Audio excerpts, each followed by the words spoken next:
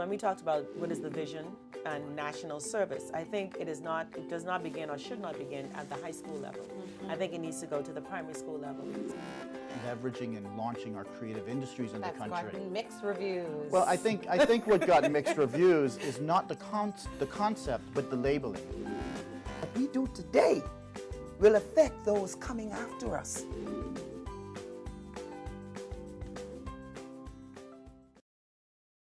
Good evening, Bahamas. You're tuned into NB12, broadcasting from Cable 12 Studios on Robinson Road. Coming up tonight in news, those Cuban detainees fail in their attempt to be released from custody today. Tall Pines MP Leslie Miller says copper thieves have drawn the last straw. A church becomes a crime scene today, plus why U.S. Embassy staff and officials were forced to evacuate their office this afternoon. We've got those stories and so much more coming up. I'm Paige McCartney, and NB12 starts right now.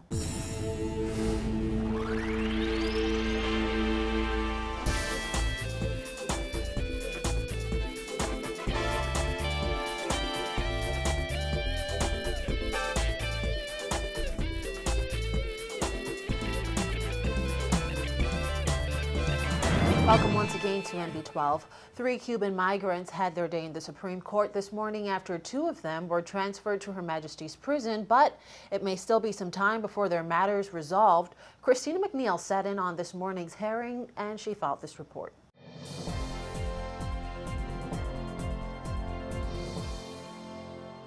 2 Cuban detainees will remain at Her Majesty's prison and a third at the detention center, pending the outcome of their bid for relocation in a third country.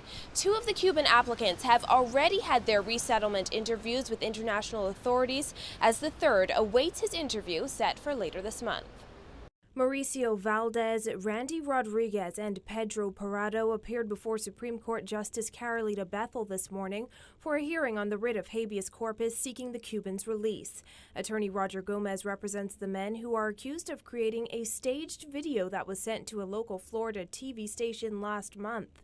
A translator was present as Gomez petitioned the court for an adjournment. Gomez explained that Valdez and Rodriguez were interviewed by the United Nations High Commission on Refugees, and Parado will be interviewed the week of August 12th. He explained that if the trio is successful in those interviews and the authorities decide to grant the applicant status in another country, then they will withdraw their application in the Supreme Court. Gomez also said he is awaiting the translation of a second affidavit filed in relation to the case. Director of Public Prosecutions Vanette Graham-Allen appeared on behalf of the respondents in the case, which include the Superintendent of Prisons. She said the Cubans will remain in custody pending the outcome of the interviews. The matter has been adjourned until August 21st, when the court will be updated on whether or not all 3 applicants were successful in their bid to have a third country take them for relocation. A hearing date has been set for September 9th in the event the group is not successful in that bid. For NB12, I'm Christina McNeil. Member of Parliament, BEC Chairman and businessman Leslie Miller says copper thieves created hundreds of thousands of dollars in damage when they targeted his property at the old Robin Hood location on Tonique Williams Starling Highway. Miller said he's had enough and it's about time government step up and protect local businesses.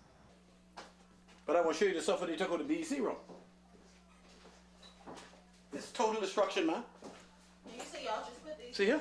We was just replaced about 2 months ago. We replaced everything that cost over $250,000. Wow. Over $250,000. And they took every damn thing. Miller showed NB12 the extensive damage today and says just about every major wire that transmits electricity to the facility had been cut and stolen. He said the damage is valued at a minimum of $500,000.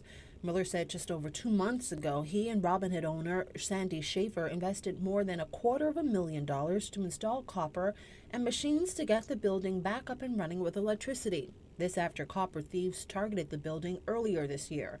The goal is to invest more than $2 million into renovating the building for a new venture. The Tall Pines Member of Parliament said when he went to show someone the building yesterday, he made the first discovery. I went to turn on the lights. There was no lights. So I called one of the guys. I say, see if the break in the back trip. Then he went in the back and saw the door open and the destruction. This morning we came here. We were outside, but we heard this banging. I said, let's go check, see what's going on. 2 fellas running to the rack room. The rack room is the major room that runs all the refrigeration system. That rack room alone is $350,000. They took out every single motors you could see, all the apparatus that have any inkling of copper. But worse than that, they went into the BEC room. We have all those dangerous heavy-duty wires. They took all of them out.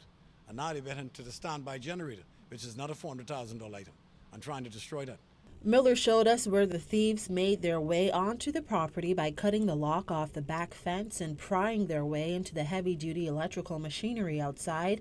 He said they then cut a hole near the roof of the building to get inside and made off with the rest of the copper wire they could steal. Miller said he had to take matters into his own hands today when he saw the culprits still on the scene. He grabbed his shotgun and chased after the men, even falling down at one point and getting bruises on his knuckles. Miller said he was able to let off several rounds, but the crooks still got away. Yeah, I did fire some shots at him. I have a shotgun, I have a licensed shotgun. And I have the right to defend myself or defend my premises. And, I will now continue to keep my shotgun with me and do what is necessary to protect the interests of my employees and the interests of the business, and of course, by extension, my own life. Because I'm convinced that these fellas are normally armed. I didn't see any gun on him, but the guy had something in his front pocket, and I wasn't about to go and confront them barehanded. Only a fool would do that. And two guys went over the fence. We went after them. They ran through the bushes. One of them threw his hacksaw away. The other one took his shirt off, and the other one lost his pairs of shoes. And this is an everyday thing. Miller's isn't the first business to be targeted by copper thieves, and in fact, Miller has on several occasions this year called on the government to do something about the problem. He's again begging them to place a permanent ban on copper exports. We've continually begged the government of the Bahamas to please ban the export of copper. The Bahamas does not produce copper. Every country in this hemisphere over the last few years has banned the export of copper. If you're not producing an item, how could you export it except by theft? The government is fully aware that what is happening in this country is destroying our economy. It is the small and medium-sized business that keep this economy going. And it's the small and medium-sized business that is being terrorized almost on a weekly, almost on a nightly basis, with these guys stealing copper, stealing everything they can to disrupt businesses. Mr. Rupert Roberts last year lost in excess of $1 million because of copper theft.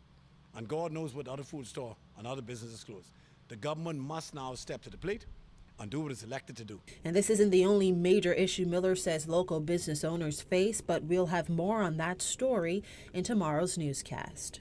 For hundreds of congregants, it's normally a place of worship, but this morning, New Covenant Baptist Church became a crime scene.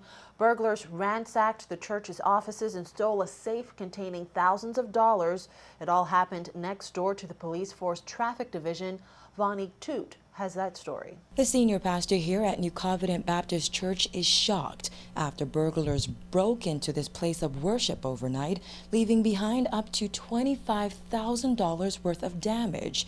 Church leaders say the culprits also got away with 5 or 6 computers and a safe that was bolted to the floor in this office. What I really want to show you, though, is the Kapunkala, the 3 offices are. Senior Pastor Trajong Jadarit says he and members of his congregation left Bible study shortly before 10 last night. When his secretary returned to church shortly before 9 this morning, she met papers all over the floor, cracked door frames, broken locks, and windows. Though the church itself appeared to be untouched, the culprits ransacked its offices and even took time to carefully select the computers that were working. All this while managing not to trigger the church's alarm. We have what we thought to be a good security system in place, and still thieves were able to come into the office, make off with safe and computers and other items that we haven't gotten a good accounting of as yet. And the damage, as indicated earlier, is rather extensive. And these things leave you feeling violated. Even as a man, I can imagine how the female members feel. Retired senior pastor Bishop Simeon Hall says he believes those responsible got in by breaking the lock on this double door in the youth center. However, he was baffled by the thieves' ability to remove a safe bolted to the floor. You can see where it was bolted down in the floor, and that tells you something about the safe. And you only kept petty cash in the safe, not What we understand from the person whose office this is, that she did in fact have some money she was doing some business with.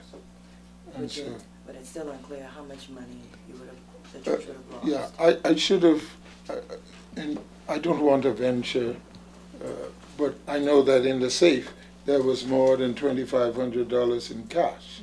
The senior pastor says it's clear that some people have lost respect for the church. What's worse, he says, they were bold enough to break into a place of worship that's located right next door to the traffic division of the Royal Bahamas Police Force. I think the mere fact that we're located just a few feet away from a police station talks about the level of just unconsciousness that we have here in this country. These people. New Covenant Baptist Church is known for its outreach, providing less fortunate members of the community with clothes, food, and financial donations. Hall says the downside of helping others is that undesirables are sometimes among them. However, he and Jadarit say this break-in will not stop the church from doing God's work. I would hope it's not the persons we help. I don't want to make that conclusion. We will still love, we will still give, we will still share, we will still help, we will still dispense hope, and that's what it's all about. We're not deterred in any way by this. This is part of the reality of society today. Reporting for NB12, I'm Vonik Toot.